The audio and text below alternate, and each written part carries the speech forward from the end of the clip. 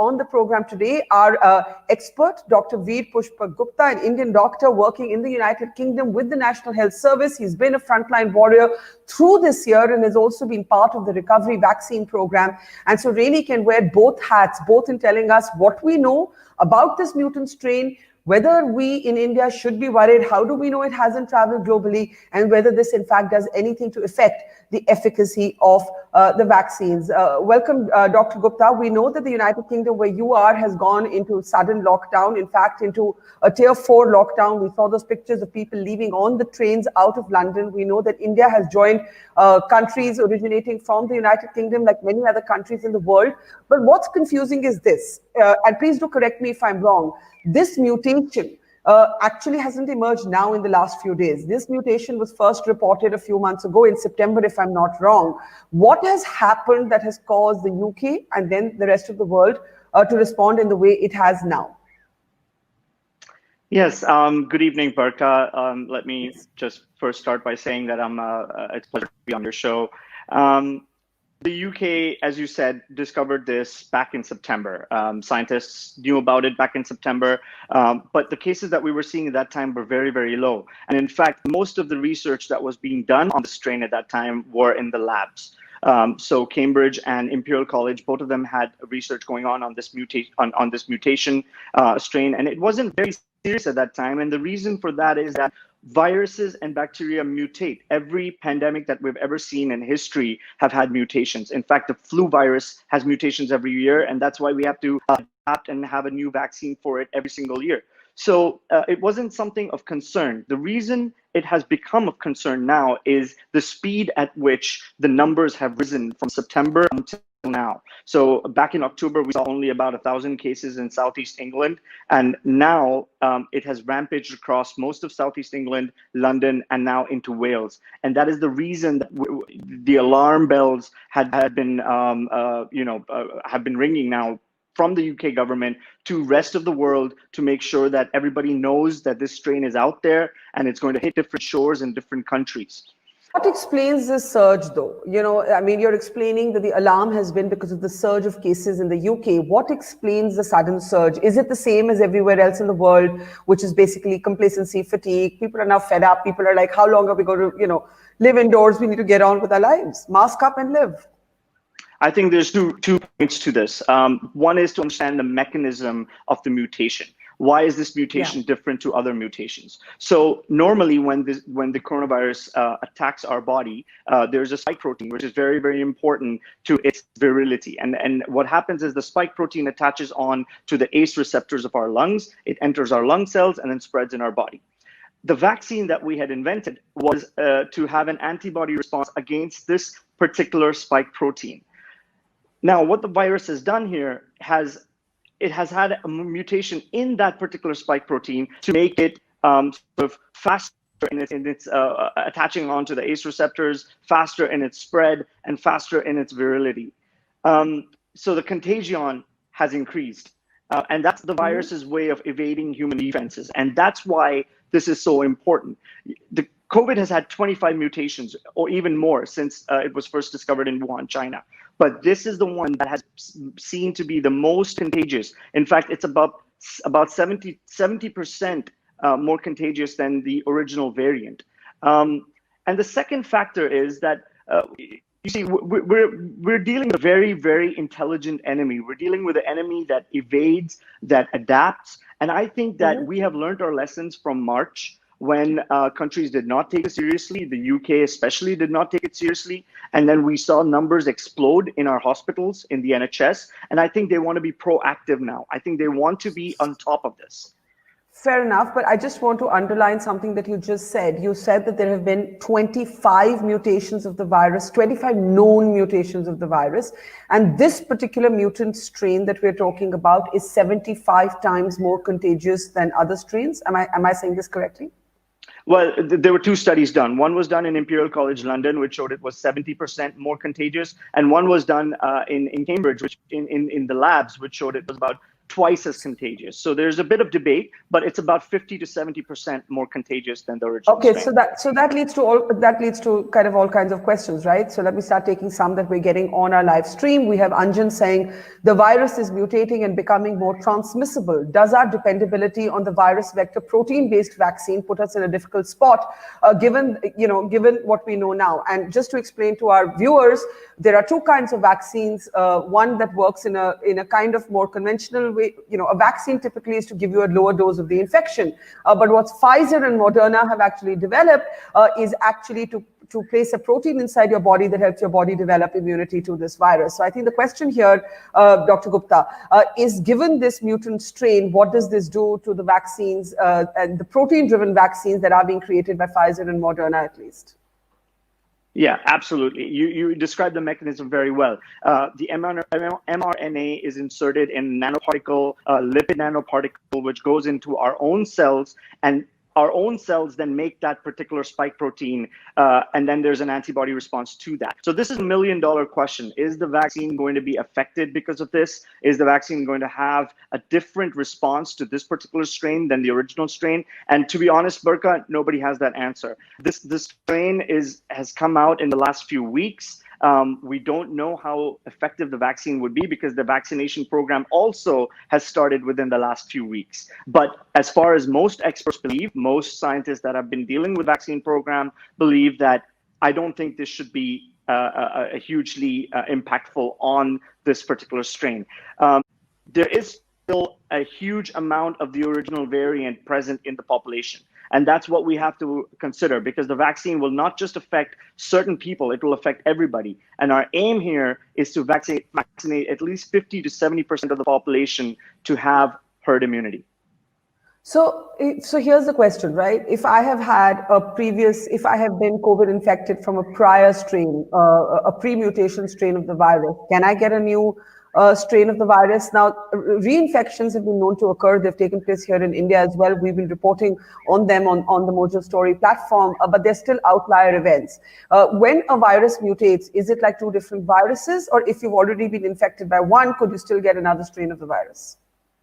Look, the virus mutates because it's trying to evade the defenses that we have set up against it. So since we discovered this virus, we have medications, we have plasma therapy, we have various types of antivirals that we have used against it. And just as bacterial resistance occurs, viral resistance occurs to these medications and these treatments. And so, as you said, there is a chance of reinfection. There is a chance of reinfection with the new strain as well as the old strain. But I think the key here is that as the virus evolves, our treatments will have to evolve accordingly. We can't just put our foot off the pedal and say, okay, now we have a vaccine and we're gonna be cured of this problem. It's not going to happen like that. It's going to be an ongoing process. Let me argue it the other way. The United Kingdom, where you are, has gone into lockdown. Countries have panicked, and India is among the countries that has stopped flights coming in and going to the UK. But is this realistic anymore? Is this a realistic way to live? The world has been pretty much shut down for almost a year. Can the world afford this? Can the economy afford this? Are we doing more damage through these lockdown measures than the virus, in fact, can do? In India, in particular, we have found that while the prevalence of the virus is very high, and serological surveys show that they're much higher than the official figures, the recovery rate is actually pretty strong as well. In other words, the virus is much more widespread than we thought, but it's also much less fatal than we feared. Right? So given that knowledge, I mean, are lockdowns really the way ahead? If every time the virus mutates, we're going to panic like this, it is effectively going to make living impossible. Yeah, look, I'd like to address that question in two parts. I'm glad you brought up the recovery rates in India. India has a death rate of 1.7%.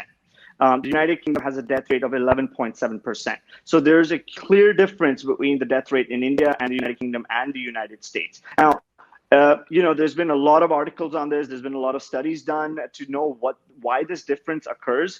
And there's a mixture of reasons for that. One of the reasons is that not all deaths are actually reported in India by medical staff, by medical personnel. In fact, only 20% of deaths in India are reported in hospitals by medical personnel, and that number goes up to 60% in the capital, New Delhi. So I think that we have to take that with a pinch of salt. The other reason that could be is because there is a different variant that is prevalent in India than that is prevalent in the United Kingdom. And I think an example of that is that there are Indians living in the United Kingdom or people of South Asian descent who have actually been affected disproportionately higher than the white population here in the United Kingdom. So they've actually suffered more than Indians have in India. So we have to take all of those facts in consideration. Your other sorry, but go can ahead. no, I just want to jump in there as someone who's been reporting the pandemic through the year. I know that there is an underreporting of death cases, but I think even factoring for that, there is no doubt, and other sort of experts have pointed to this, that it remains one of science's big mysteries. The Indian population is hardier when it comes to actually dealing with this virus in terms of fatalities. There's been some theory that this could be to prior exposure to zoonotic viruses, that maybe we're just therefore tougher. We don't know the answer to this because that gap between the over 11% death rate in the UK and the under 2% in India is not fully explained by the underreporting of the death rates. But I want to carry on because I'm getting more questions in. There's a question from Venkatraman who says this more infectious variant, he's talking about the mutation in the UK, was first detected in September itself. In November, around a quarter of cases in London were as a result of the new variant. This reached nearly 2/3 of the cases in mid-December. What about those who traveled out of the UK in September itself? And I think that's a great question. And I think that's what many countries around the world would be worried about. It takes you back to the Wuhan question. If China had sealed its borders, then, would we be, less vulnerable? Yeah, look, that's a really good question. And I think the answer to that question is answered today by several reports where people in Italy, Denmark, and even in Australia were seen to have this new strain of the virus. This is not the first new strain that has been seen this year. There was a strain that was seen in Spain in the summer, in which holidaymakers had gone there and developed this highly infectious version of the virus, come back to the United Kingdom and different countries, and then spread it further.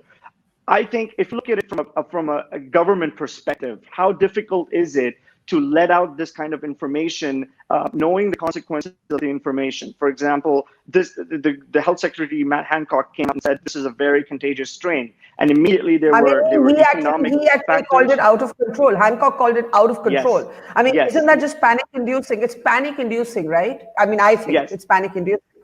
It's for a government representative to talk like that. Yes, it's panic-inducing, but I think they reached a point within their own scientific teams and communities where they actually had to come out and say this, because if you look at the number of cases that happened in the UK in the last week, there were 35,000 cases in a day. If the government does not take action now, this is going to just spiral out of control. And there was a very, a colleague of mine made a very good statement. They said, it's better to have a lockdown Christmas, Veer, than to have an ICU New Year. And I think a populist leader like Boris Johnson would be the last person, in my opinion, to come out and cancel Christmas for millions of people in the United Kingdom. But he was made to do this because of the seriousness of the situation that we have on our hand now. Now, I think the question that everybody is going to ask is, how does this impact the vaccine rollout, right? So I think we should go back to that. And yes, there are things we don't know. It's a work in progress. It's an ongoing project. There were things we didn't know even before this virus mutated and, we were in the position we are in today. More or less, would you say that the vaccine program remains on track? If this mutation took place in September, I'm imagining that some of the third phase trials have factored this in or have factored other mutant strains in. Yes, the Pfizer vaccine, let's look at the Pfizer vaccine. It was tested on 52,000 people in 6 different countries. I personally don't know the exact modalities of what kind of different strains that they test against, but I'm sure when they do these phase 3 trials, they take different populations into consideration. They take different strains into consideration, and whether or not this particular strain was used to test against the virus, whether the vaccine was tested against this or not, it remains to be seen. But as I said, look, 99% of the world's population are still within the variant that originally infected everybody back in March. 99? And what is that figure? 99? 99%. I mean, we're looking at a 1% population, probably even less in the United Kingdom. And I'm talking about a world population figure here. So we're looking at a very small figure of this population that has been infected with this particular variant. But they could have traveled, right? Yes, they could have exactly. traveled out, and therefore we don't know if this mutation has spread. Absolutely, and that is the struggle for everybody right now, is to inform all those people that that have traveled to these different places, to inform the nations that this is happening, and so that they can take action immediately. You see, this did not happen back in February and March, and I think the lessons have been learned since then to make sure that everybody is aware of what's going on. Why does a virus mutate? What does it typically mean? What does it mean for a virus to mutate, and what normally causes the mutation of a virus? Okay, so let's look at the flu virus, for instance, right? Millions of people are affected with the flu virus every year.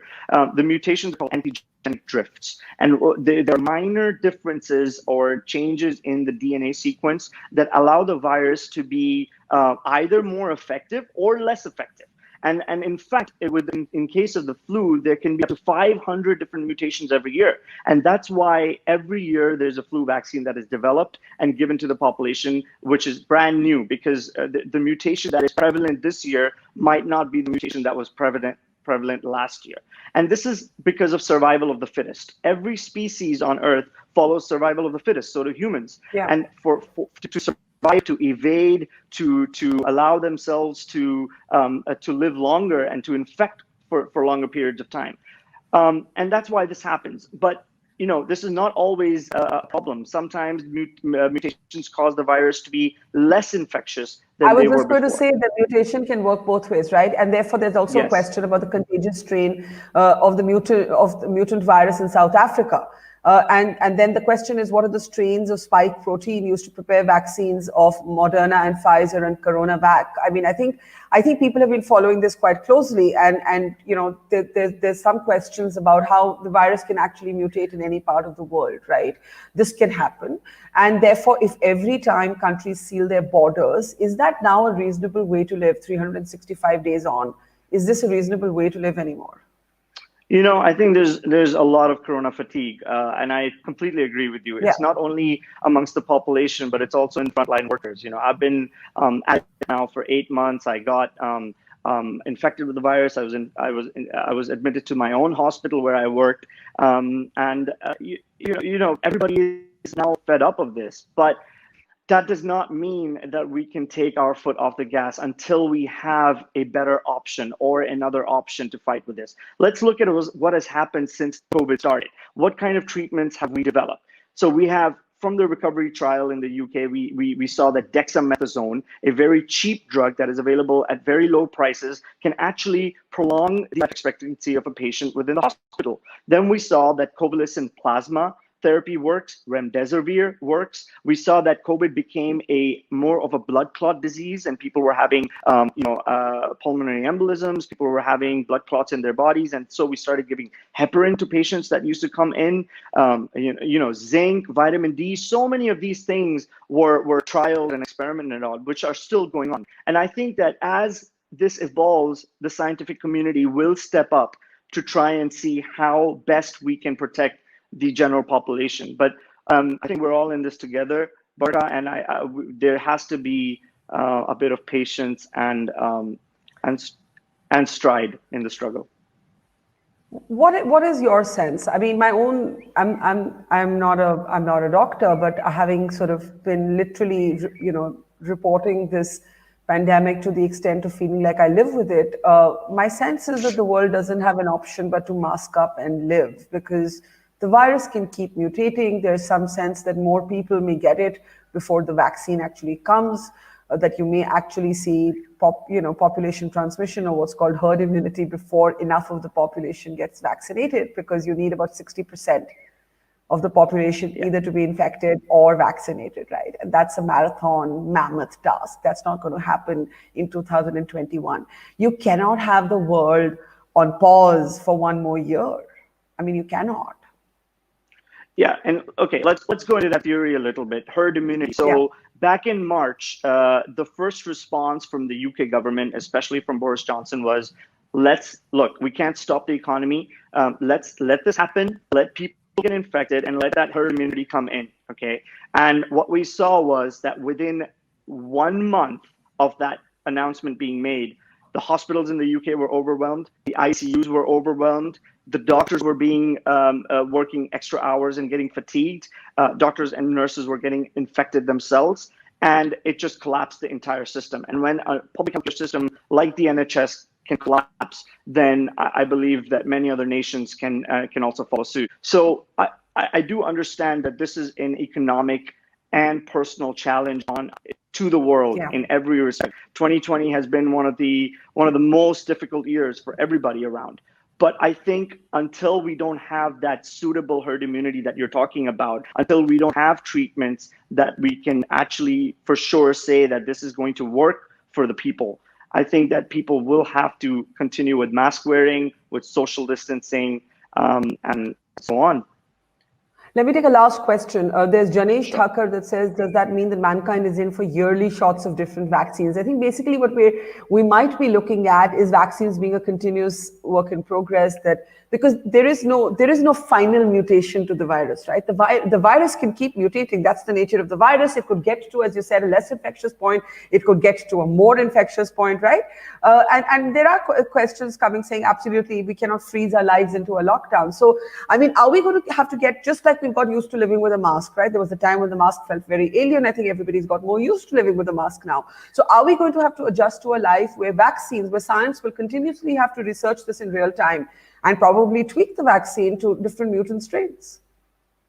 And I think that that's already happening. If you look at the influenza flu vaccine, this has been going on for the last 30, 40 years. A lot of nations, especially UK this year, did the largest flu vaccination drive in its history. And every year the vaccine is tweaked. Every year it's made brand new against the new strand. And then people that are above 65 years old get the new vaccine. People that are younger get an option to have it or not. So I think, we get vaccination programs for so many different illnesses as well. If you look at smallpox, we look at polio, this is just going to be another part of that until the virus actually loses speed, so to say. Any last words before we let you go? What is, people are going to get frightened looking at the UK going into lockdown, looking at borders being sealed again. What is the one thing you can say to people watching this to make them feel better, to make them feel like this is more precautionary than alarmist? What would you say? I think absolutely. This is more precautionary than alarmist. Mutations are common. They have happened in every single virus in history. I think we just need to wait and watch and see how this works out. And I think, we just have to let the scientists and let the vaccine do its job. Well, I just want to leave our viewers with the last comment from one of our viewers, a friend actually, Raga, who says, lives or livelihood. I guess the PM, I think she means Boris Johnson, decided on securing lives. It's tough for sure, but it's the right thing to do. I do not want to be part of the statistics. And I think that's what a lot of people would feel, but a lot of people would also feel that they'd end up being part of the statistics, that the lockdown life continues anymore. So it is really a tough one. There is one quick question that I should have asked and I haven't, and I saw it on my live stream. Does the mutation mean that the testing kits will have to be readapted? The RT-PCR test? Or we don't know? No, because the RT-PCR tests do not detect anything related to the spike protein. So the testing kits are going to be the same, and they will work the way they're working, and the PCR works on the DNA of the virus. So I don't think that will be affected. Yeah. Well, that's reassuring, because imagine now if you had to come up with a new testing procedure, like that would just be insane. Thank you, Dr. Veer Pushpak Gupta. Have a safe Christmas and a happy New Year. And we look forward to bringing you back to the Mojo Story in the new year with some better news for us. Thank you so much. Thank you. Thank you very much, Barkha, for having me on the show. Thank you. Thank you. And thank you to our audience. We'll be back in 30 minutes from now. We'll have the latest on the farmers' protests at the borders of the capital. So tune in then at the top of the hour at 6 p.m. See you then. Goodbye, and thank you for watching.